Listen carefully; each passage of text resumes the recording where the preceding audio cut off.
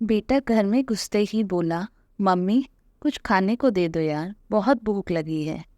यह सुनते ही रीता ने कहा, बोला था ना कि कुछ साथ में लेता जा खाने के लिए कॉलेज। सब्जी तो बना ही रखी थी।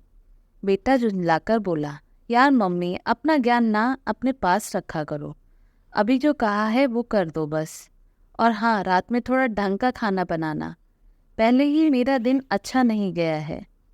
जब तक रीता कुछ बनाकर कमरे में पहुंची तो उसकी आंख लग गई थी। रीता ने जाकर उसको जगाया कि कुछ खाकर सो जाए।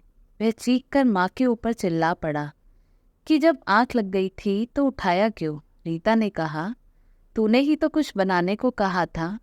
बेटा बोला, मम्मी एक तो कॉलेज में टेंशन, ऊपर से तुम अजीब से काम करती हो। कभी तो थोड़ा दिमाग लगा लिया करो। तभी घंटी बजी। बेटी भी आ गई थी। रीता ने प्यार से पूछा, आ गई मेरी बेटी, कैसा रहा दिन। वह बैग पटक कर बोली, मम्मी आज पेपर अच्छा नहीं हुआ। रीता ने कहा, कोई बात नहीं बेटी, अगली बार अच्छा कर लेना। बेटी चीख कर बोली, अगली बार क्या ठीक करूंगी, रिजल्ट तो अभी खराब हुआ ना। मम्मी यार तुम जाओ यहाँ से, तुमको कुछ नहीं पता। रीता उसके कमरे से भी निकल आई। शाम को जब पतिदेव आए तो उनका भी मुंह लाल था।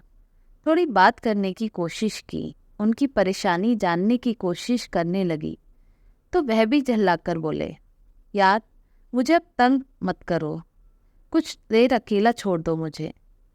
पहले ही बॉस ने आज क्लास ले ली है और अब तुम भी शुरू हो गई। रीता जाने कितने वर्षों से यही सब सुनती आ रही थी। सबके क्रोध, चिड़चिड़ेपन और झल्लाहट को उतारने की जगह वही तो थी। वह आहत हो उठी। उदास होकर अकेले बैठ सोचने लगी, हम औरतें भी ना गजब की बनी हैं। दुनिया की चिंता हमें रहती है मगर अपनी ही चिंता नहीं रहती। हमें अपनी ही इज्जत करवानी नहीं आती। रीता ने सबको खाना खिलाया और फिर स्वयं खाने के बाद अपने कमरे में चली गई। उसने सबको अपना महत्व समझाने के लिए एक योजना तैयार कर ली। अगले दिन से किसी से भी कुछ भी पूछना कहना बंद कर दिया। जो जैसा कहता था वैसे उसका काम करके दे देती। पति आते तो चाय दे देती और अपने कमरे में चली जाती। किसी से भी पूछना ही बंद कर दिया कि दिन कैसा था। बेटा कॉलेज और बेटी स्कूल से आती तो रीता कुछ नहीं बोलती थी और ना कुछ पूछती। यह सिलसिला कुछ दिन चला और सप्ताह बीत गया। रविवार के दिन उसके पतिदेव बेटे और बेटी को साथ लेकर रीता के पास आए और बोले, तुम्हारी तबीयत तो ठीक है ना? आखिर हुआ क्या है जो इतने दिनों से चुप हो? बच्चे भी हैरानी से देख रहे थे। थोड़ी देर चुप रहने के बाद रीता बोली, मेरी तबीयत बिल्कुल ठीक है। हुआ क्या है? जब तुम लोगों को मेरे बोलने पर परेशानी होती है तो मुझे चुप ही तो रहना चाहिए कि नहीं? सभी चुपचाप रीता को देख रहे थे। मैं कोई मशीन हूँ क्या कि जो भी आया अपना सारा गुस्सा या अपना चिड़चिड़ापन मुझ पर निकाल देता है? मैं भी इंतज़ार करती हूँ तुम लोगों का, पूरा दिन काम करके, कि अब मेरे बच्चे आएंगे, पति आएंगे, दो मीठे बोल बोलेंगे प्यार के। और तुम लोग क्या करते हो? आते ही मुझे झिड़कना और डांटना शुरू कर देते हो। अगर तुम लोगों का दिन अच्छा नहीं बीता तो क्या वो मेरी गलती होती है? हर बार मुझ पर ही किसी न किसी बहाने से चिल्लाना सही है क्या? रीता बोलती जा रही थी। कभी तुम सब ने पूछा कि मुझे दिन भर में कोई तकलीफ तो नहीं हुई?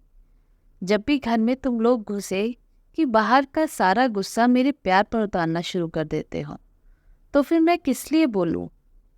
तीनों चुप थे, तीनों शर्मिंदा थे। दोस्तों, हर माँ अपने बच्चों और पति के घर लौटने का इंतजार करती है। उनसे पूछती है कि दिन भर में सब ठीक था या नहीं।